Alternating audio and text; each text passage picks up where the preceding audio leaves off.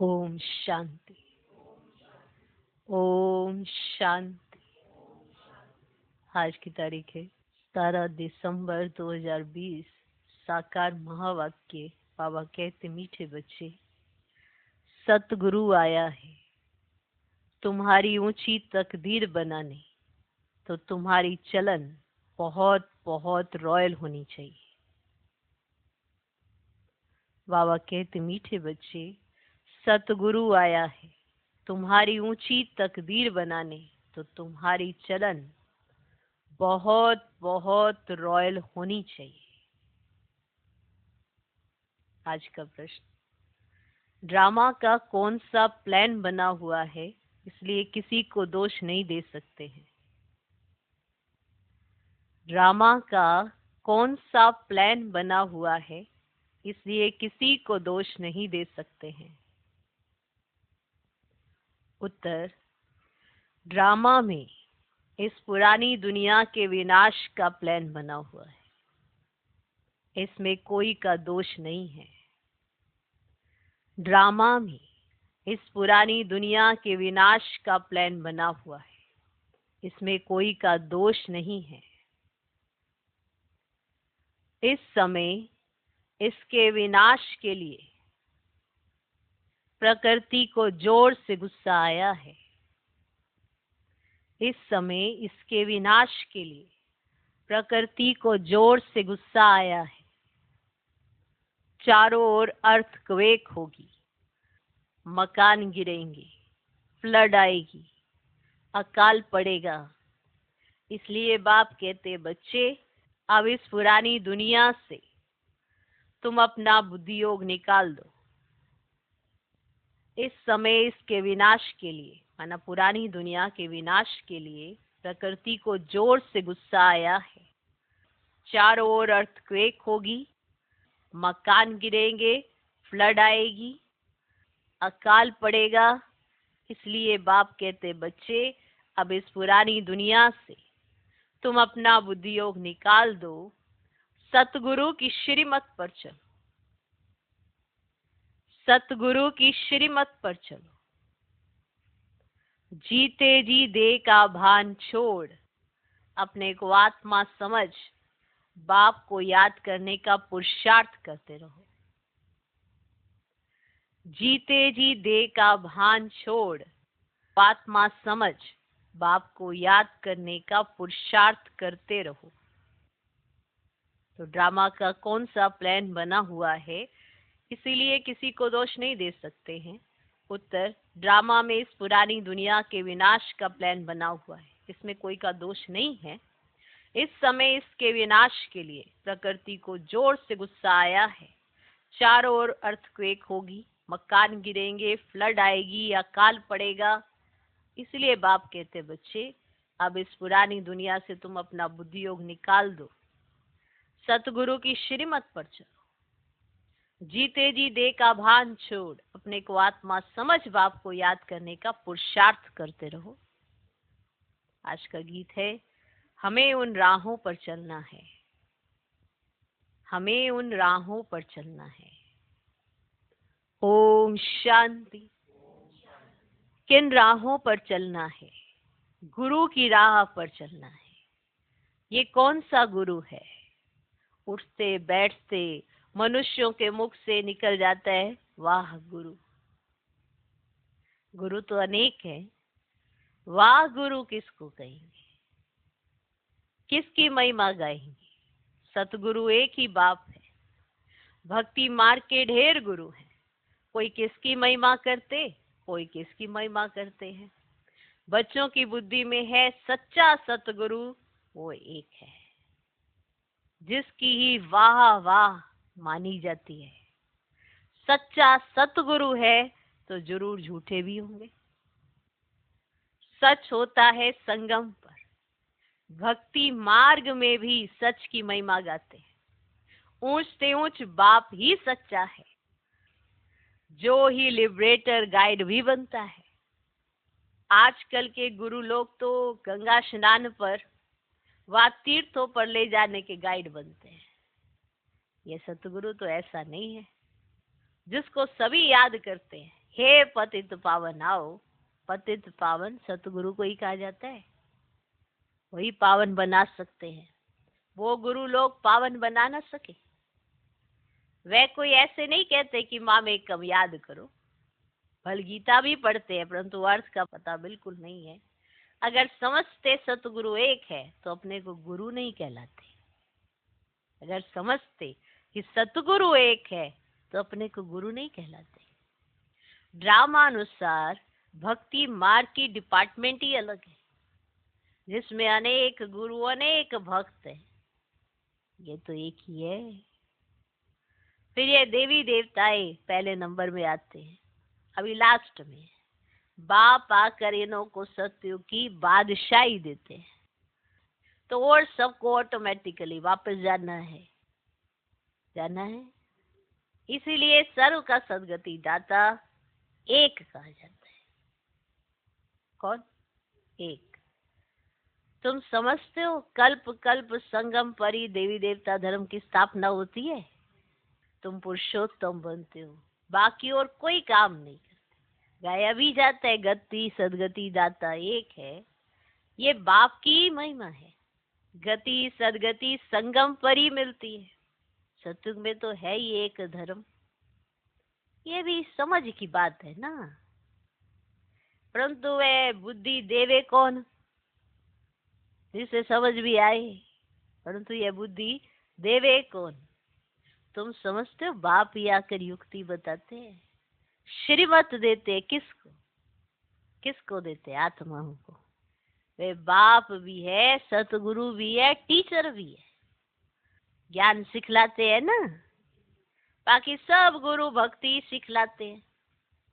बाप के ज्ञान से तुम्हारी सदगति होती है। फिर इस पुरानी दुनिया से चले जाते हैं। तुम्हारा ये बेअद का संन्यास भी है। बाप ने समझा है अभी 84 जन्मों का चक्र तुम्हारा पूरा हुआ है। अब ये दुनिया खत्म होनी है। जैसे कोई बीमार सीरियस होता है, कोई बीमार है और सीरियस है तो कहेंगे ना अब ये तो जाने वाला है। उसको याद क्या करेंगे?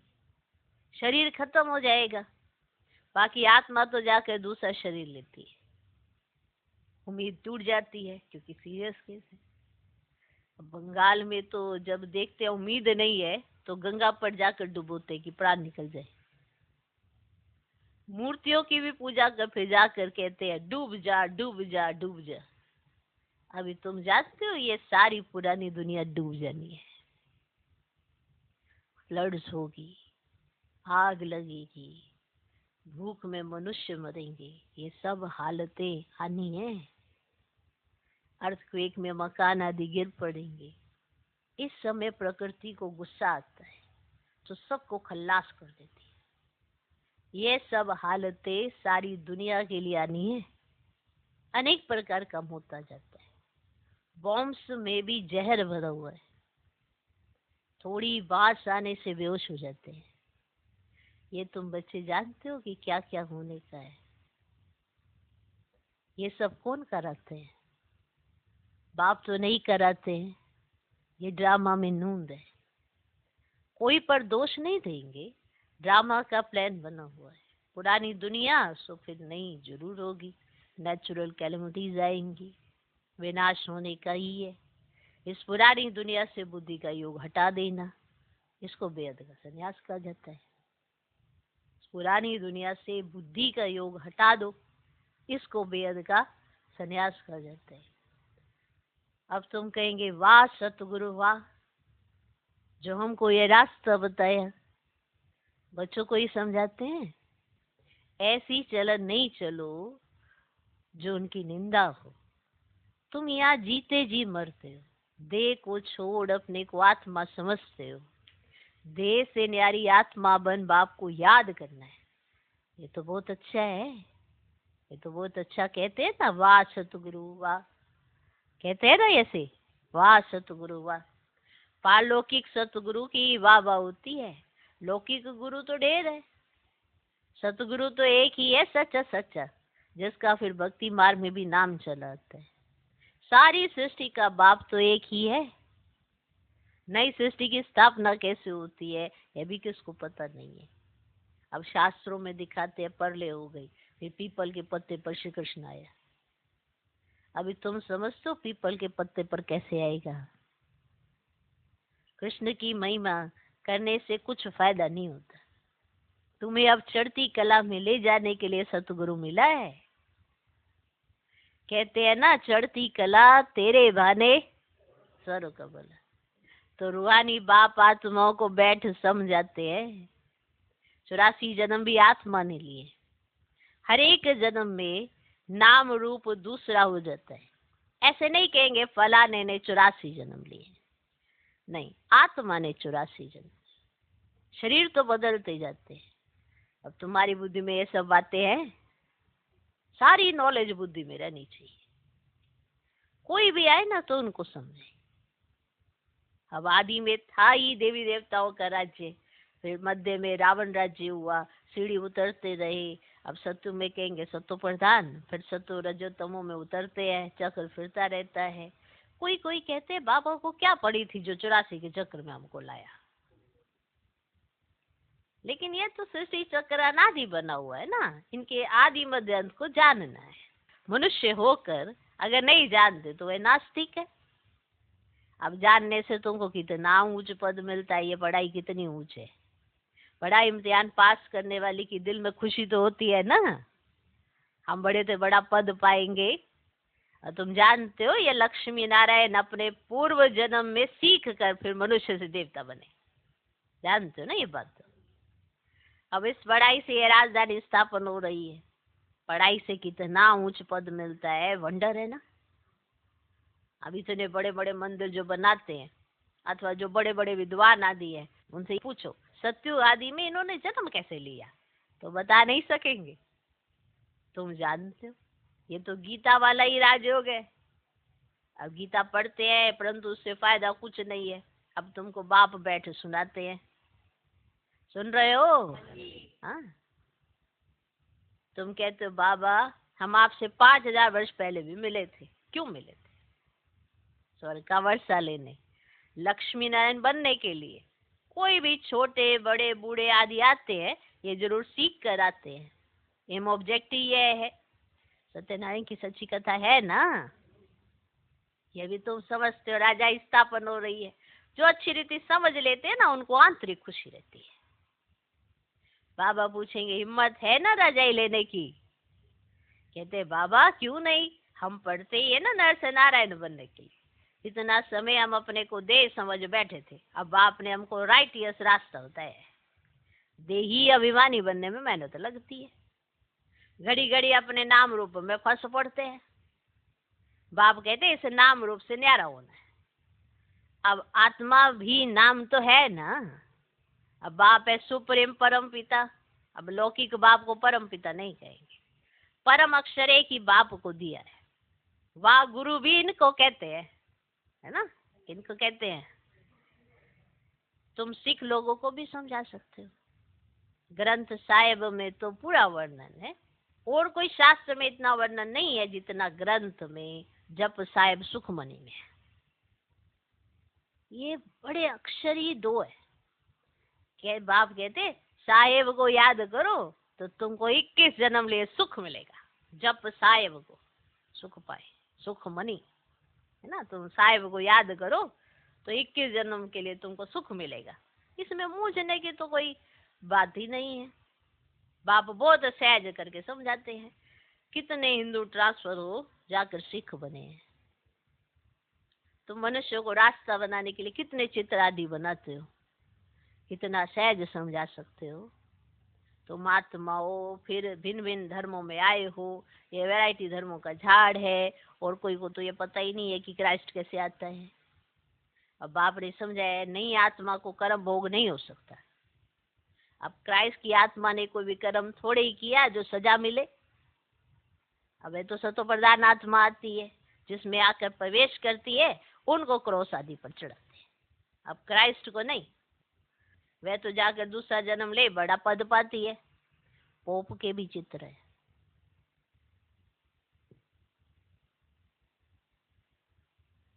इस समय ये सारी दुनिया ना बिल्कुल ही वर्थ नोट पेनी। तुम भी थे, अब तुम वर्थ पाउंड बन रहे हो। ऐसे नहीं कि उन्हों के बारिश पिछाड़ी में खाएंगे, कुछ भी नहीं। तुम अपने हाथ भरपूर कर जाते हो, बाकी सब हाथ खाली कर जाएंगे।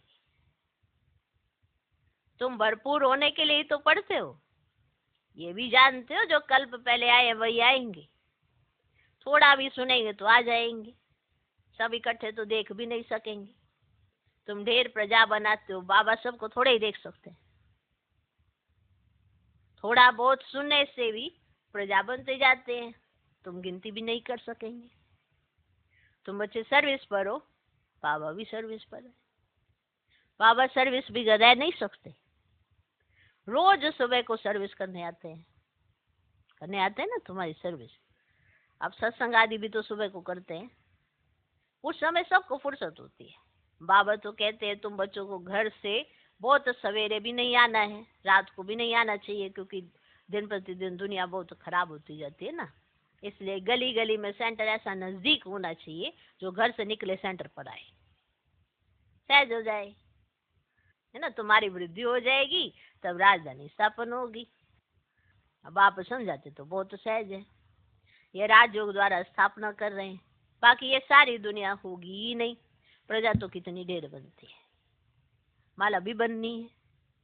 अब मुख्य तो जो बहुतों की सर्विस कर आप सामान बनाते हैं ना, वही माला के दाने बनते हैं। लोग माला फेरते हैं, परंतु अर्थ थोड़े ही समझते हैं। बहुत गुरु लोग माला फेरने के लिए देते हैं कि बुद्धि इसमें लगी रहे। का माँ शत्रु है, दिन प्रतिदिन बहुत कड़ा होते जाएगी, तमो प्रधान बनते जाते हैं। ये दुनिया बहुत गंदी है। बाबा को बहुत कहते हैं, हम तो बहुत तंग हो गए हैं, जल्दी सतयुग में ले चलो। बाप कहते धीरज धरो, स्थापना होनी है, ये खातरी है, ये खातरी तुमको ले जाएगी। और बच्चों को यह भी बताया ना, तुम आत्मा परम धाम से आई हो, फिर वहां जाना है, फिर आएंगे पाठ बजाने, तो परम धाम को याद करना पड़ेगा। बाप भी कहते मामे कम याद करो तो विक्रम विनाश होंगे। यही पैगाम सभी को देना है, और कोई पैगंबर मैसेंजर आदि है नहीं।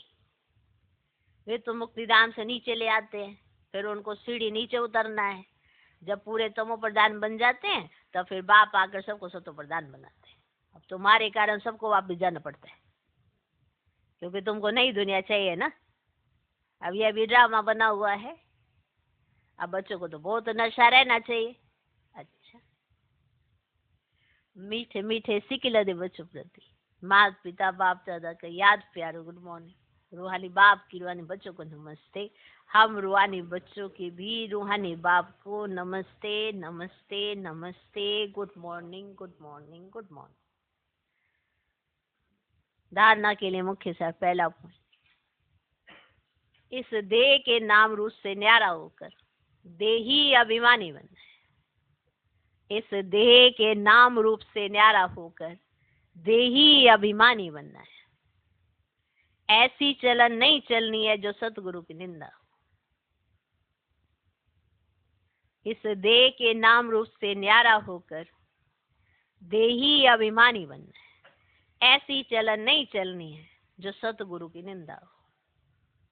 दूसरा पॉइंट, माला का दाना बनने के लिए बहुतों को आप समान बनाने की सेवा करनी है। माला का दाना बनने के लिए बहुतों को आप समान बनाने की सेवा करनी है। आंतरिक खुशी में रहना है कि हम राजाई लेने के लिए पढ़ रहे हैं।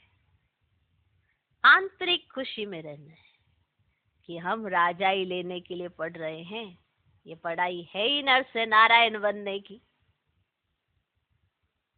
आंतरिक खुशी में रहना है कि हम राजाई लेने के लिए पढ़ रहे हैं। ये पढ़ाई है ही नर से नारायण बनने की। तो धारणा के लिए मुख्य सार, इस देह के नाम रूप से न्यारा होकर देही अभिमानी बनना है। ऐसी चलन नहीं चलनी है जो सतगुरु की निंदा हो। दूसरा पॉइंट, माला का दाना बनने के लिए बहुतों को आप समान बनाने की सेवा करनी है। आंतरिक खुशी में रहना है कि हम राजाई लेने के लिए पढ़ रहे हैं। ये पढ़ाई है ही नर से नारायण बनने की। आज का वरदान, कल्याणकारी वृत्ति द्वारा सेवा करने वाले सर्व आत्माओं की दुआओं के अधिकारी भव। कल्याणकारी वृत्ति द्वारा सेवा करने वाले सर्व आत्माओं की दुआओं के अधिकारी भव। कल्याणकारी वृत्ति द्वारा सेवा करना, यही सर्वात्माओं की दुआएं प्राप्त करने का साधन है। जब लक्ष्य रहता है कि हम विश्व कल्याणकारी हैं, तो अकल्याण का कर्तव्य हो ही नहीं सकता। जैसा कार्य होता है वैसी अपनी धारणाएं होती है। अगर कार्य याद रहे तो सदा रहमदिल, सदा महादानी रहेंगे। अगर कार्य याद रहे तो सदा रहमदिल, सदा महादानी रहेंगे। हर कदम में कल्याणकारी वृत्ति से चलेंगे, मैंपन नहीं आएगा, निमित्तपन याद आएगा। ऐसे सेवादारी को सेवा के रिटर्न में सर्वात्माओं की दुआओं का अधिकार प्राप्त हो जाता है। तो जिनकी वृत्ति है कल्याणकारी, वो सेवा करते हुए सबसे दुआएं लेते हैं। कोई ये सोचे मैंने तो बहुत अच्छा किया, दूसरा मेरे को दुआएं नहीं, ऐसा होता नहीं है। आपकी वृत्ति शुद्ध होनी चाहिए, और जिसकी वृत्ति शुद्ध है उसे सबके द्वारा दुआएं मिलती ही मिलती हैं। कोई ये ना सोचे कि सब मेरे से नाराज रहते हैं तो मेरा कोई दोष नहीं है। अगर सब आपसे नाराज रहते हैं या आपसे खुश नहीं है या आपको दुआ नहीं देते हैं तो दोष आप ही का होगा। लेकिन अगर ये देखना नहीं आता तो दुआएं लेनी नहीं आती है, क्योंकि अगर वृत्ति के अंदर गड़बड़ होगी और कल्याणकारी वृत्ति मर्ज नहीं होगी तो सब आत्माओं से दुआएं नहीं मिल पाएंगी, और ये महसूसता भी होगी कि मुझे सब आत्माओं से दुआएं नहीं मिलती हैं। लेकिन जिसकी वृत्ति कल्याणकारी होती है, वृत्ति में कल्याण की भावना होती है, तो वो सब आत्माओं के प्रति रहमदिल भी होते हैं और सदा महादानी भी होते हैं। जो भगवान कहता है वो तो सत्य है ना। कई बार हम अपने आप को सत्य समझते हैं कि अरे मेरा तो कोई दोष ही नहीं है, मेरी तो कोई गलती नहीं है, सारे गलत हैं, मैं ही सही हूँ। लेकिन अपनी वृत्ति की चेकिंग करना कि आपकी वृत्ति में क्या सबके प्रति अच्छी भावना है, या जो आपके लिए अच्छा है उसके लिए आप अच्छे, जो आपको कुछ कह देता है या रोक देता है या टोक देता है उसके लिए आप बुरे, तो आपकी वृत्ति एक समान कहाँ से रहेगी। कल्याणकारी वृत्ति हर एक आत्मा के लिए एक समान, किसी के लिए ऊपर नीचे ये भावनाएं नहीं होती हैं। ओके, आज का स्लोगन, साधनों की आकर्षण साधना को खंडित कर देती है। साधनों की आकर्षण साधना को खंडित कर देती है। ओम शांति।